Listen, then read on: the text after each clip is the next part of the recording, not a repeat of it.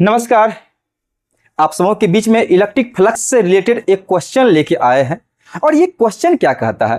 हमारे पास एक closed surface है और ये आप क्वेश्चन को पढ़ेंगे तो क्वेश्चन कह रहा है कि यदि किसी बंद सतह में प्रवेश करने वाली विद्युतीय फ्लक्स एवं सतह से बाहर निकलने वाली विद्युतीय फ्लक्स क्रमशः φ1 और φ2 हो तो उस बंद सतह के अंदर का कुल आवेश का मान कितना होगा। ये क्वेश्चन है।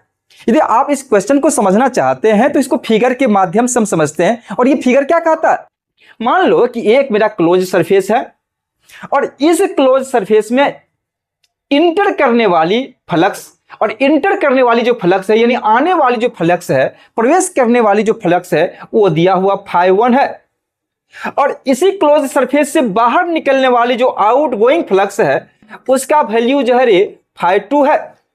अब आपको पता होना चाहिए किसी भी क्लोज सरफेस में जब इनकमिंग यानी अंदर प्रवेश करती है फ्लक्स तो वो होता है माइनस यानी निगेटिव, और जब फ्लक्स बाहर निकलती है सरफेस से तो वो फ्लक्स जो होता है वो पॉजिटिव होता है।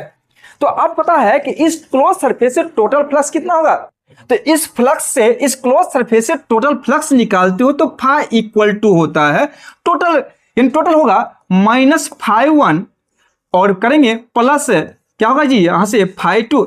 तो पता चलता है कि टोटल जो फ्लक्स हो रहा है वो φ2 माइनस φ1 हो रहा है।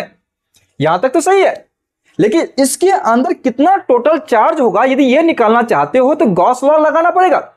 गॉस थ्योरम कहता है कि यदि एक क्लोज सरफेस है और इस क्लोज सरफेस से कितना इलेक्ट्रिक फ्लक्स पास कर रही है, ये इलेक्ट्रिक फ्लक्स पास कर रही है φ होता है Q/ε0, जहां पे ये टोटल ये जो Q है टोटल चार्ज को रिप्रेजेंट करता है कि इस क्लोज सरफेस के अंदर कितना टोटल चार्ज है।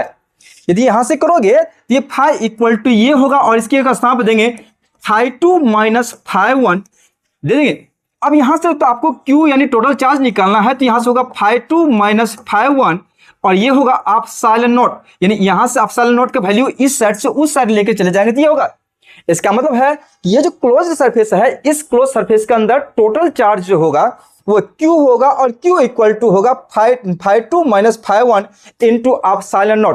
इसका मतलब है इसका जो एग्जैक्ट आंसर होगा वो होगा D is the right answer होगा। ठीक है, धन्यवाद। इसी तरह से हमसे जुड़े रहिए। जय हिंद। ये वाला